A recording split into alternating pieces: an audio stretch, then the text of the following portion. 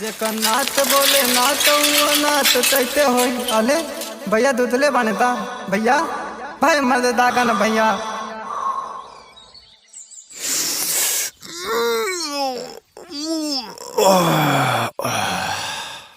हाँ का बोल दे था कैलो न था तो थुना ना हमनो बाली तलतिया तला ना तला प्लीज भैया तला ना अबाक बुर्बक ना मानते तो चल।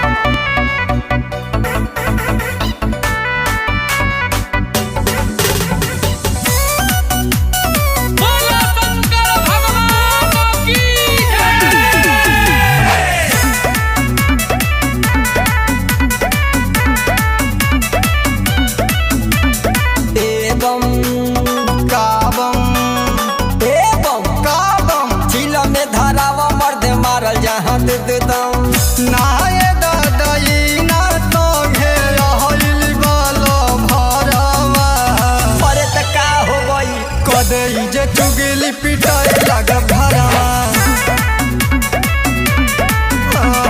कदई जे चुगली पिटाई लग भरवा कदई जे चुगली पिटाई लग भरवा।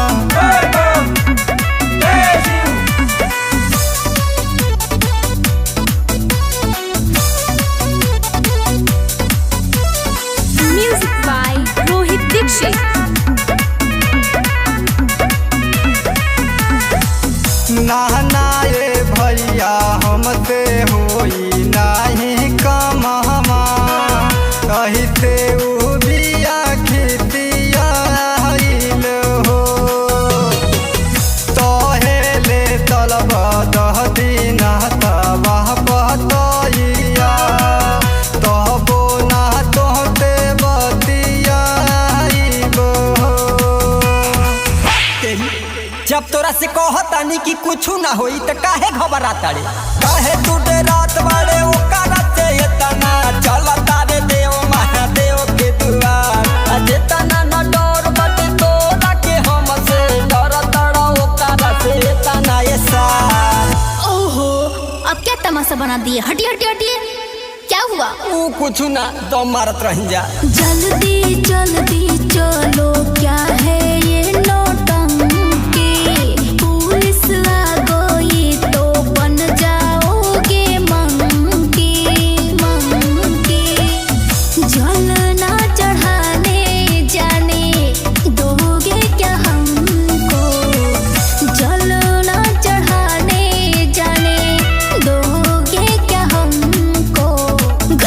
चलो फिर बताती हूँ तुमको। घर पे चलो फिर बताती हूँ तुमको। घर पे चलो फिर बताती हूँ तुमको।